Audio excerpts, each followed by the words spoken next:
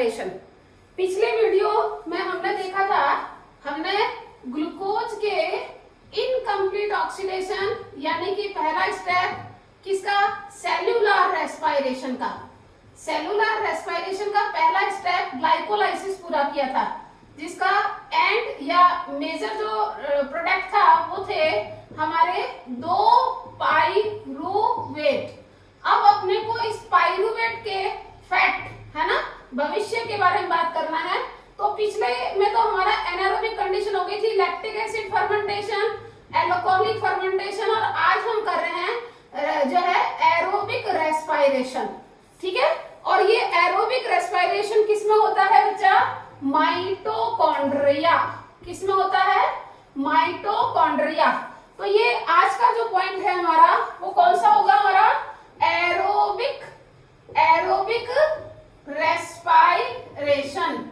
Aerobic respiration, aerobic respiration में दो major events होते हैं, 2 मेजर इवेंट्स होते हैं, और ये इवेंट्स किसमें घटते हैं, माइटोकॉन्ड्रिया में। तो हम देखो पहले एक बार उठा के माइटोकॉन्ड्रिया बनाते हैं, क्योंकि आपको इससे थोड़ा सा दिमाग में पिक्चर क्लियर हो जाएगी।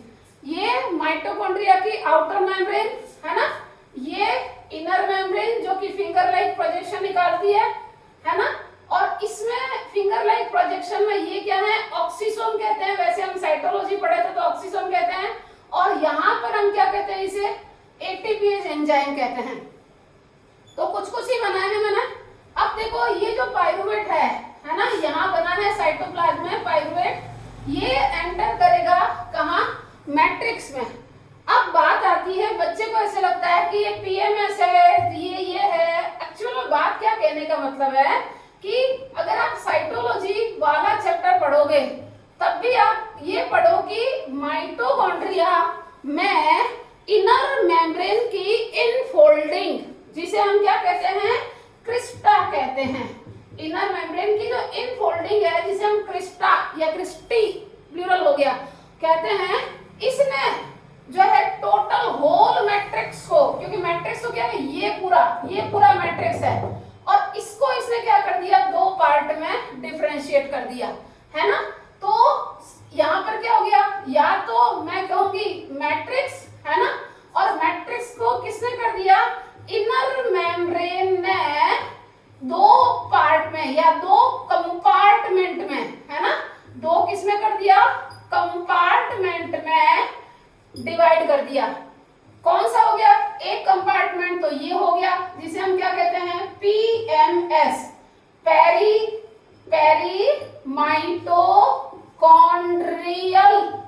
पेरीमाइटोकॉन्ड्रियल स्पेस है ना, पीएमएस। या फिर इसी को कहते हैं हम बेटा इंटर मेम्ब्रेन स्पेस है ना, IMS। क्यों कहते हैं, देखो ये क्या है, इसका आउटर मेम्ब्रेन है ना, और ये इसकी क्या है, इनर मेम्ब्रेन। ये है इनर मेम्ब्रेन। तो ये जो स्पेस है ये क्या कहलाएगा बच्चा, पेरीमाइटोकॉन्ड्रियल स्पेस या इंटर मेम्ब्रेनस स्पेस। ठीक है, तो एरोबिक रेस्पायरेशन जब स्टार्ट होगा तो जो ये पाइरूवेट बना है, ये माइटोकॉन्ड्रिया के मैट्रिक्स में एंटर किया। ये भी मैट्रिक्स है और ये भी मैट्रिक्स है, इस बात को दिमाग में बिठाना जरूरी है। मैट्रिक्स का इनर मेम्ब्रेन की इस कंडीशन यानी फोल्डिंग के कारण ये 2 स्पेस बन गए, तो इसके पार्ट को स्पेसिफाई कर दिया, मैट्रिक्स के ही पार्ट को स्पेसिफाई कर दिया, और इसको पीएमएस या आईएमएस कहते हैं, और इसको हम मैट्रिक्स ही कहते हैं। ठीक है, इसको हम मैट्रिक्स ही कहते हैं। अब आओ जरा, अभी बात आई थी कि इसके 2 मेजर इवेंट्स है ना, तो पहला इवेंट्स क्या होगा, मैट्रिक्स में। तो पहला इवेंट्स मैंने अभी देखो, मैं वापस बताऊंगी आगे, पहले इस डायग्राम का हिसाब कर रहे हैं। पहला स्टेप तो होगा मैट्रिक्स में, और दूसरा जो है ना, ये इवेंट ये होगा इनर मेम्ब्रेन में है ना। दूसरा इवेंट किसमें होगा, इनर मेम्ब्रेन। हालांकि इसको पूरा करने के लिए दोनों तीनों चीजें आवश्यक है। कौन सी, देखो अभी बताते हैं, मेरी बात सुनो। बात ये थी कि पेरी माइटोकॉन्ड्रियल स्पेस, ये देखो मैं एंटर हुआ कौन, पाइरुवेट या पाइरुविक एसिड। यहां होगी पहला स्टेप इसका लिंक रिएक्शन, जिसे कहते हैं ऑक्सीडेटिव डीकार्बोक्सिलेशन, है ना। तो ये कन्वर्ट होगा इसमें एसिटाइल कोएंजाइम में, ठीक है। यहाँ ये काफी कॉम्प्लेक्स रिएक्शन है जिसको डिटेल में बाद में बताएंगे, पहले हम लोकेशन बता रहे हैं। अब ये एसिटाइल कोएंजाइम ये इस मिड मैट्रिक्स में एंटर करेगा और ये रिएक्शन चलेगी साइक्लिक मैनर में, जिसे हम क्या कहेंगे, सिट्रिक एसिड साइकिल। दो नाम है बेटा, सिट्रिक एसिड साइकिल भी कहते हैं, या इसका रिसर्चर जो है क्रैब के नाम से, तो क्रैब साइकिल भी कहते हैं। इसको लेने के लिए जो इसका फर्स्ट मेंबर है किसका, क्रैब साइकिल, ऑक्जेलो एसिटिक एसिड यहाँ बैठा होता है, ठीक है। तो ये कुल मिलाकर पहला स्टेप, चाहे वो लिंक रिएक्शन या चाहे क्रैब साइकिल, किसमें करेंगे हम, किसमें काउंट करेंगे, मैट्रिक्स में पूरी होती है। अब आओ दूसरा स्टेप कौन सा होता है, जो यहाँ पीएमएस को सेपरेट करने वाली, ये क्या है, इनर मेम्ब्रेन। अभी बोल दिया था मैंने, इस इनर मेम्ब्रेन पर क्या होते हैं, कई सारे एंजाइम होते हैं और साइटोक्रोम और हाइड्रोजन और इलेक्ट्रॉन एक्सेप्टर और रिसीवर और ट्रांसपोर्टर होते हैं, वो बाद में अगले वीडियो में आ जाएगा। तो असल में क्या होता है कि इनके बीच में, और ऊपर ग्लाइकोलाइसिस में भी था आपको बताया, NADH FADH ये बनते हैं। तो अब इनको क्या कहते हैं, रिप्लेनिश करने के लिए, दोबारा बनाने के लिए क्या किया जाता है, FADH को वापस FAD में, NADH को वापस NAD में कन्वर्ट करना होता है। तो ये वाली जो रिएक्शन है ना, ये जो चेंज वाली, मतलब क्या कहना चाह रही हूँ कि देखो ये जो NADH था वापस किस में कन्वर्ट हो गया, FADH में। वैसे अगर सॉरी गलती होगी, NAD प्लस में, और ऐसे FADH था वो किस में कन्वर्ट हो गया वापस, FAD प्लस में। तो ये जो इन हाइड्रोजन एक्सेप्टर, या मैं कहूँ रिडक्टिव हाइड्रोजन एक्सेप्टर वापस ऑक्सीडाइज करने के लिए कहाँ जाते हैं, inner membrane of the mitochondria. इस प्रोसेस को पूरा करने के लिए इन तीनों की जरूरत होती है, मतलब इनके बीच में होती है, लेकिन वास्तव में सारा जो कंपोनेंट्स है जिसके बीच में रिएक्शन चलती है वो सारी की सारी इनर मेम्ब्रेन पर होती है। तो सेकंड स्टेप कहाँ पूरा होता है, इनर मेम्ब्रेन। अब देखो मैट्रिक्स में होती है उस प्रोसेस को तो हम क्या कहते हैं, क्रैब साइकिल। क्रैब साइकिल ध्यान रखना, इसमें इंक्लूड है, क्या इंक्लूड है, लिंक रिएक्शन इंक्लूड है, ओके। और इनर मेम्ब्रेन में क्या होता है, ETC या रेस्पिरेटरी चेन या ऑक्सीडेटिव फास्फोराइलेशन, मतलब ये सभी नेक्स्ट वीडियोस में हम बात करेंगे, ठीक है।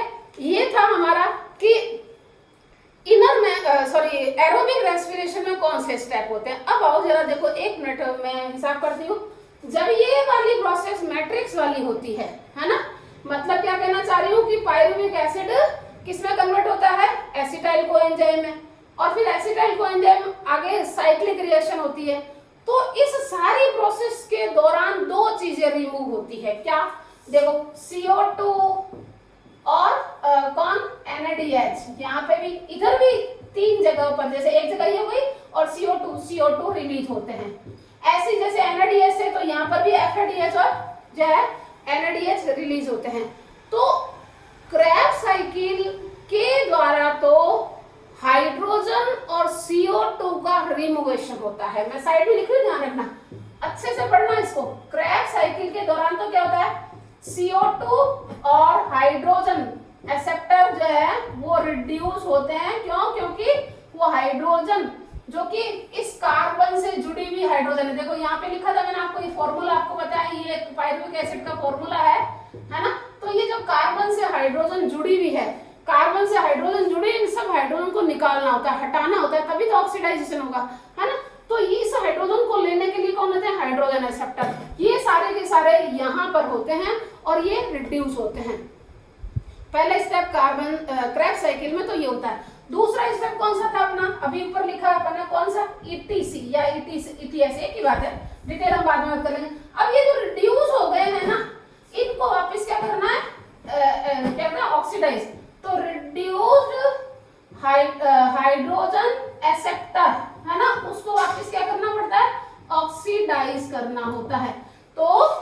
कुल मिलाकर एरोबिक रेस्पिरेशन के क्या है, 2 मेजर इवेंट्स हैं। कुल मिलाकर सिंगल वर्ड में बोलूंगी तो क्या होगी, क्रेब्स साइकिल और ईटीसी। ओके, अब हम पहला स्टेप उठाते हैं, कौन सा, क्रेब साइकिल। सबसे पहले हम क्रेब साइकिल में कौन कौन से रिएक्शन होती है, कौन एंटर करता है, कौन एग्जिट करता है, पहले हम उसका हिसाब करेंगे, उसके बाद में उसकी समरी बोलेंगे, ठीक है, क्योंकि इस साइकिल से ही समरी समझ में आएगी, पहले करने से कोई फायदा नहीं होने वाला, ठीक है। तो आइएगा जरा, पीछे अपन ने क्या देखा था, ग्लाइकोलाइसिस से बना था पाइरुवेट, है ना, 2 मॉलिक्यूल किसके थे, पाइरुवेट के। ओके, अब ये पाइरुवेट देखो किसमें एंटर किया था, पीछे भी मैं करवाई थी, आपको याद है, कहाँ एंटर किया, मैट्रिक्स में। तो मैट्रिक्स में सबसे पहले कौन से वाला, पीएमएस, है ना, पीएमएस में ध्यान रखना, इसको कहते हैं कॉम्प्लेक्स एंजाइम। कॉम्प्लेक्स एंजाइम तो बोलूं तो वो तो होगा पाइरुवेट डिहाइड्रोजिनेज, ठीक है, पाइरुवेट डिहाइड्रोजिनेज। लेकिन इस एंजाइम को एक्टिवेट करने के लिए साथ में 5 फैक्टर रिक्वायर्ड होते हैं, इसलिए इसको कॉम्प्लेक्स एंजाइम कहते हैं। कौन कौन से, देखो अब 2 है ना, तो मैं 2 का हिसाब बाद में लिख दूंगी, पहले मैं समझाती हूँ आपको। देखो पहला NAD+, निकोटिनोबाइडिन एडेनिन डाइन्यूक्लियोटाइड चाहिए, क्योंकि उसमें क्या होगा अपना, उसमें उसको वापस क्या करना होता है, अपने को हाइड्रोजन जो रिमूव है उसको एक्सेप्ट करना होता है, तो यहाँ NAD रिक्वायर्ड है। ओके, अगला कोएंजाइम A, क्यों चाहिए अभी पता लग जाएगा, क्योंकि यहाँ एसिटाइल कोएंजाइम A बनेगा। ओके, फिर अगला तीसरा लिपोइक एसिड, ये इनऑर्गेनिक ऑर्गेनिक फैक्टर है जो कि यहाँ जरूरत होती है। फिर TPP, थियामिन पायरोफॉस्फेट, और अगला चाहिए होता है इनऑर्गेनिक जो है कोफैक्टर, मैग्नीशियम आयन।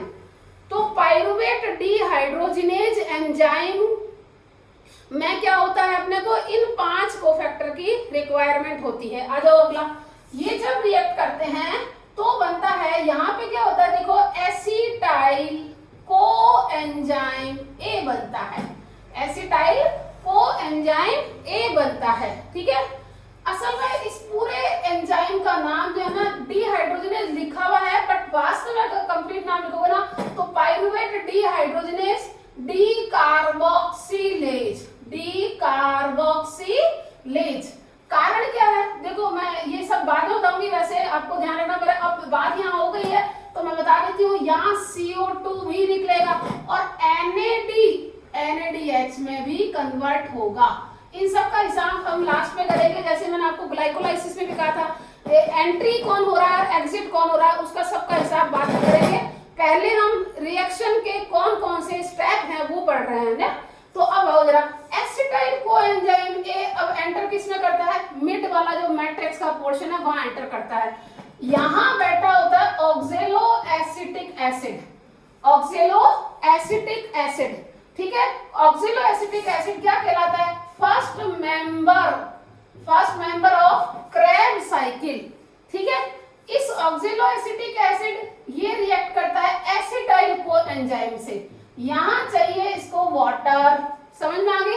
अब देखो मैं एक ट्रिक लिखती हूँ, है ना, personal officer of cricket club of India, okay, SSFMO।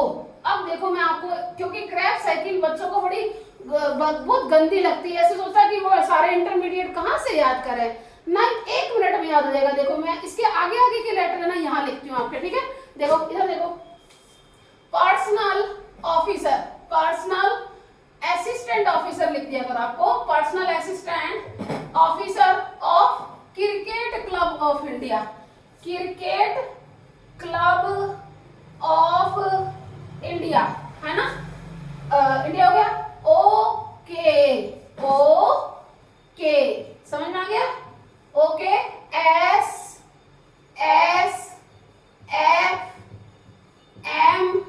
और वापस O आ गया। कितना जल्दी याद हो जाता है। अब हम क्या करेंगे, इस याद करेंगे, है ना। जैसे आपने क्या किया, ये देखो O था तो ये पूरा नाम क्या है, ऑक्जेलो एसिटिक एसिड। मैं साइड में लिख दूंगी, यहाँ पूरे नाम नहीं लिखूंगी, ठीक है। ऑक्जेलो एसिटिक एसिड, इसने रिएक्ट किया वाटर और एसिटाइल कोएंजाइम के साथ। देखो ये है 4 कार्बन कंपाउंड और ये 2 कार्बन कंपाउंड, क्योंकि पाइरुवेट था 3 कार्बन कंपाउंड, इसमें से एक CO2 निकल गया तो पीछे बचा 2 कार्बन कंपाउंड। तो जब 2 कार्बन कंपाउंड और 4 कार्बन कंपाउंड H2O की प्रेजेंस में कंडेंसेशन रिएक्शन करेंगे, है ना, तो क्या बनेगा, सिट्रेट। क्या बनेगा, सिट्रेट। या तो सिट्रेट बोलूं या सिट्रिक एसिड बोलूं। ये है 6 कार्बन कंपाउंड, ठीक है, 6 कार्बन कंपाउंड। अब देखो oxalo acetic acid, citric acid, cis aconitic acid, cis aconitic acid, ठीक है। अगला है आइसोसिट्रेट कह दूं या citric acid, isocitric acid, okay. अगला है oxalo succinic acid, oxalo succinic acid. फिर अगला है देखो alpha keto glutaric acid, alpha keto glutaric acid या ग्लूटेन। फिर ये सक्सिनाइल कोएंजाइम। फिर क्या है, succinic acid.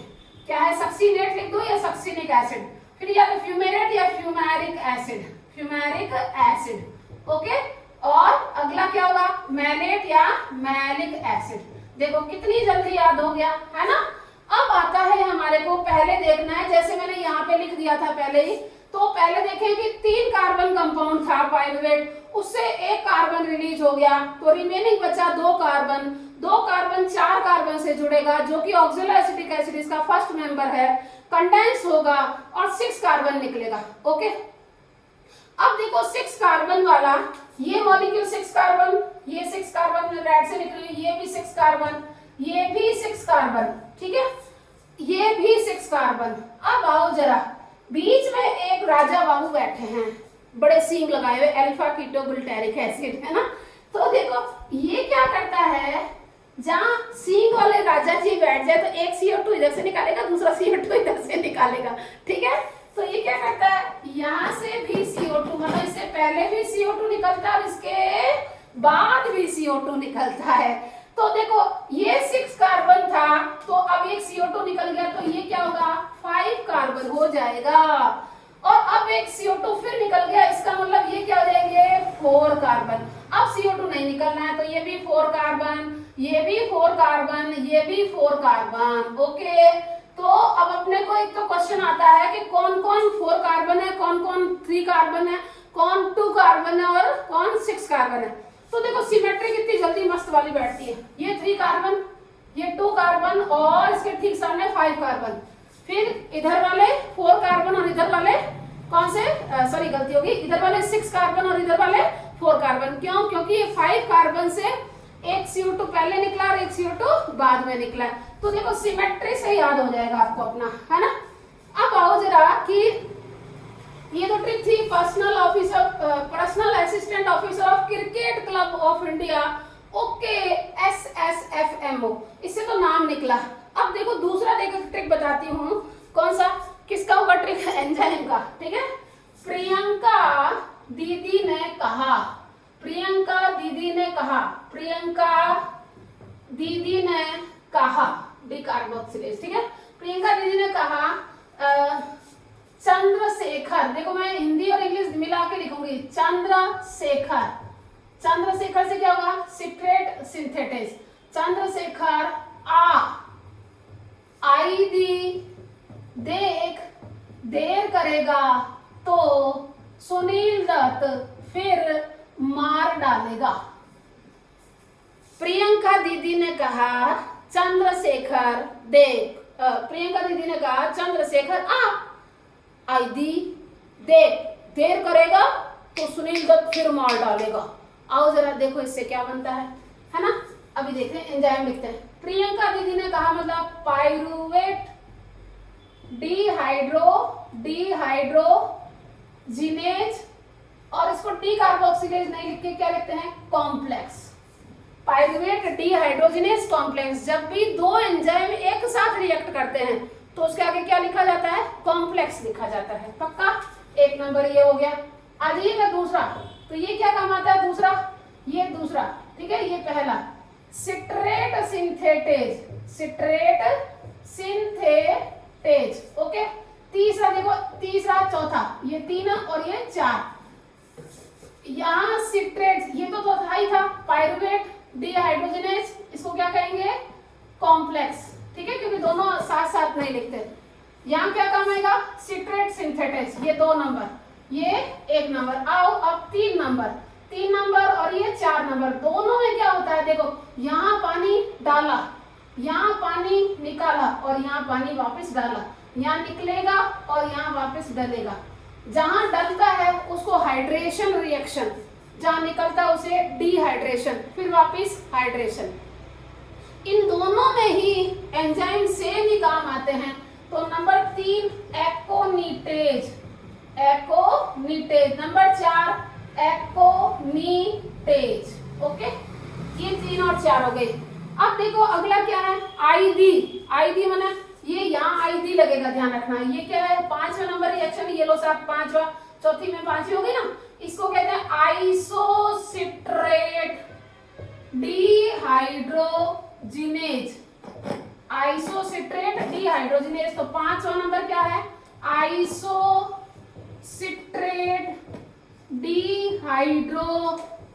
Dehydrogenase, okay. 6 number, वापिस आ जाओ, देखो ये क्या है? डी, केवल डी है, ध्यान रखना। तो यहाँ पे क्या है? 6 नंबर, ये फिर 5 नंबर हो गया, ये 6 नंबर। देखो मैं पूरा नाम यहाँ नहीं लिख रही हूँ, यहाँ कौन सा 6 नंबर एंजाइम लगेगा? तो ये 6 नंबर क्या है? डी से क्या होगा? D carboxylase, D carboxylase, okay. अब देखो ये कौन सी रिएक्शन है अपनी? 7 नंबर, ठीक है। तो 7 नंबर में देखो डी सी लिखा है, ये 6 नंबर है और ये 7 नंबर है। आ जाओ अगला 7 नंबर, वापिस वही है जैसे डिहाइड्रोजिनेज कॉम्प्लेक्स था ना, तो यहाँ पर भी क्या हो रहा है? चलो मैं देखो CO2 भी निकल रहा है, और ध्यान रखना भी मैं बनाऊंगी NAD NADH में भी कन्वर्ट होता है, जैसे यहाँ पर है ना। तो इसको भी क्या होगा? ये 2 टाइप के एंजाइम हो गए, डिकार्बोक्सिलेशन भी हो रहा है, डिहाइड्रोजिनेशन भी हो रहा है। तो इसको भी क्या कहेंगे? डिहाइड्रोजिनेज कॉम्प्लेक्स, है ना, डिहाइड्रोजिनेज कॉम्प्लेक्स। तो DC हो गया। अब बीच में एक नाम आया, कौन सा? तो है ना, अलग से आया त, ठीक है। तो यहाँ देखो ये 7 नंबर और ये हो गया 8 नंबर, है ना। तो आओ जरा देखते हैं, ये 8th नंबर रिएक्शन है, यहाँ लिखूंगी अब, ठीक है। यहाँ वाले एंजाइम, बाकी वाले यहाँ लिखती हूँ मैं, ओके। तो ये देखो 8th नंबर ये था, तो था, तो से क्या हो गया? Thiokinase, thiokinase. अब देखो काइनेज दिख रहा है, इसका मतलब ही पक्की बात क्या होगा? ATP ADP का लेना देना होगा, अभी पता लग जाएगा आपको क्या होगा, ठीक है। अगला देखो, तो के बाद क्या? SD, है ना। तो ये मैं यहाँ लिखती हूँ 9 नंबर, ये कौन सा हो गया? 9 नंबर। तो 9 नंबर ये भी रिएक्शन लीजिए, और 9 नंबर में क्या होगा? SD से succinate dehydrogenase, succinate dehydrogenase, okay. ये कौन सी होगी? 10 नंबर। तो आओ जरा, ये रहा 10 नंबर, है ना। तो 10 नंबर में कहाँ होगा? ये 10 नंबर में F है, तो क्या हो जाएगा? फ्यूमेरेज। कौन सी होगी? फ्यूमेरेज, ओके। और 11 नंबर लास्ट रिएक्शन है ये, है ना, MD दिख रहा है, ये कौन सी नंबर रिएक्शन है? 11 नंबर का एंजाइम है। तो ये क्या हो गया? Malate dehydrogenase, malate dehydrogenase. अब आप देख लो सब में क्या है? वही है, सबस्ट्रेट प्लस रिएक्शन प्लस एज, है ना। सब में देख लो ये हिसाब है ना। आ जाओ जरा देखो, अब पहले हम देखेंगे कि हमने डालना निकाल। अब एक और जगह पर, जैसे यहाँ पे मैंने कहा, यहाँ COH2 डाला, यहाँ निकाला, फिर डाला, एक यहाँ पर और होगा, जहां फ्यूमेरेज है ना, वहां पे आपको एक और ध्यान रखना है, कौन सा वाला? H2O का डालना, ठीक है। आ जाओ, चलो अगला देखते हैं कि जो step by step hydrogen remove हो रहे हैं, वो हाइड्रोजन लेने के लिए कौन कौन से स्टेप पे जरूरत होती है। आ जाओ, जहां पर भी डिहाइड्रोजिनेज लिखा हुआ है, बस आपको ध्यान रखना है, जहां, इसीलिए मैंने पहले एंजाइम लिखा है, जहां पर डिहाइड्रोजिनेज है वहां पर NAD या FAD पर H कन्वर्ट होगा। आ जाओ जरा देखो, पहला कौन सा है, अगर टोटल रिएक्शन में मानो तो देखो इस जगह पे देखो ये लिखा हुआ, ठीक है, तो एक नंबर यहाँ में क्या बनाऊंगी, ATP पुल बनाऊंगी, यानी टोटल NADH FADH है, उससे ATP कितना बना, है ना। आइए जरा देखते हैं, ग्रीन लाइन से बना रही हूँ, देखो ये यहाँ पर क्या बना, इसका शॉर्ट फॉर्म लिखूंगी, यहाँ NAD बना, मतलब NAD NADH में कन्वर्ट हुआ, ठीक है। अब दूसरा डिहाइड्रोजिनेज कहाँ है, दिख रहा है आपको, साफी यहाँ पर पड़ा है, तो यहाँ पर क्या है, यहाँ पर वापस NAD किस में कन्वर्ट हो रहा है, NAD प्लस NADH में, ओके, NADH में। अब आओ यहाँ पर फिर देखो डिहाइड्रोजिनेज कॉम्प्लेक्स था, याद कर लो, तो यहाँ पर भी क्या है, NAD प्लस जो है वो NADH प्लस में कन्वर्ट होता है, ओके।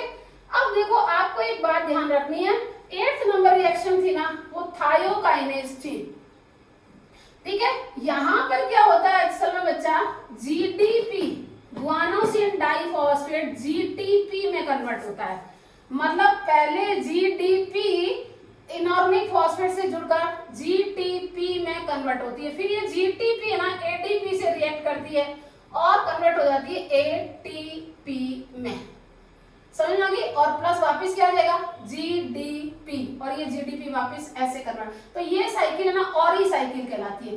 असल में बनता तो GDP से GTP है, लेकिन GTP वापस ATP में कन्वर्ट होता है, ठीक है, पर किसकी हेल्प से, वापस ATP की हेल्प से। चलो ये मतलब कुल मिलाकर यहाँ पर क्या है, इसको हम क्या कहेंगे, याद कर लो, पिछली वाली रिएक्शन में जहां सबस्ट्रेट से डायरेक्ट ATP मिलती है उसको सबस्ट्रेट लेवल फास्फोराइलेशन कहते हैं, सबस्ट्रेट लेवल फास्फोराइलेशन कहते हैं, जो कि अपन ने क्रेब्स ग्लाइकोलाइसिस में भी किया था, ठीक है। अब आ जाओ देखो जरा, जो है यहाँ सक्सिनेट वाली जगह हो गया। अब आपको क्या करना है, यहाँ से जहां फ्यूमेरेज है ना, 10 नंबर रिएक्शन देखो फ्यूमेरेज है, यहाँ पर आपको ध्यान रखना है, देखो मैंने ग्रीन कलर से बनाए हैं सारे, यहाँ एक ऐसी जगह है जहां FAD प्लस FADH में कन्वर्ट होता है, FADH में कन्वर्ट होता है।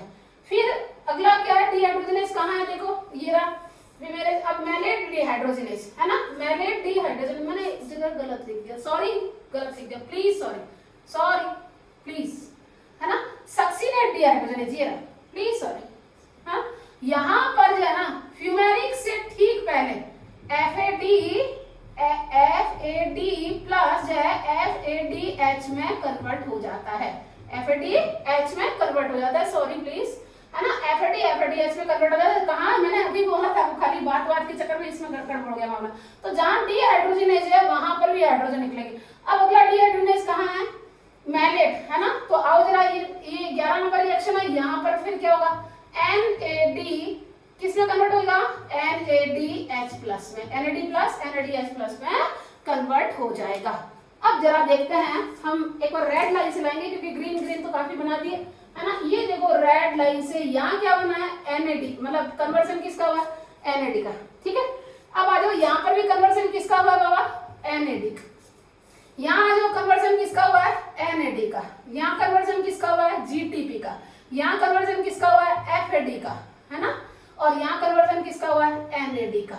अब मैं याद कैसे करवाती हूँ आपको पता है ना, यहाँ आपको एक बात ध्यान रखनी है कि ये सारे के सारे मॉलिक्यूल दो होंगे, बताओ क्यों, क्योंकि एक बार साइकिल चलेगी क्रैब, है ना, तो एक पाइरूवेट का ऑक्सीडेशन होगा, अगली बार फिर चलेगी क्रैब साइकिल, तो सेकंड नंबर पाइरूवेट का ऑक्सीडेशन हो जाएगा, है ना, क्रैब साइकिल चलेगी। तो इसका मतलब एक कहने का इतना सही, मैं बार बार लिखूंगी नहीं, बस एक बार बता रही हूँ आपको, 2 into सब के सब दो, है ना, सब के सब दो होंगे, ठीक है। इसका मतलब मैं क्या कहना चाह रही हूँ कि NAD भी यहाँ हर जगह पर NAD FAD GTP ये सब के सब दो होंगे, तो इसका मतलब मैं क्या लिख दूँ यहाँ पे, शॉर्ट फॉर्म में लिख दूँ 2, क्योंकि बहुत ज्यादा लिखेंगे तो कचरा हो जाएगा, कुछ दिखेगा ही नहीं, है ना, ये सब के सब दो है, ध्यान रखना, ठीक। अब आपको पिछली वाली ग्लाइकोलाइसिस से बता दिया था मैंने कि अगर एक NADH प्लस जब वापिस NAD प्लस में कन्वर्ट होता है तो कितने ATP निकलते हैं, 3 ATP निकलते हैं, है ना।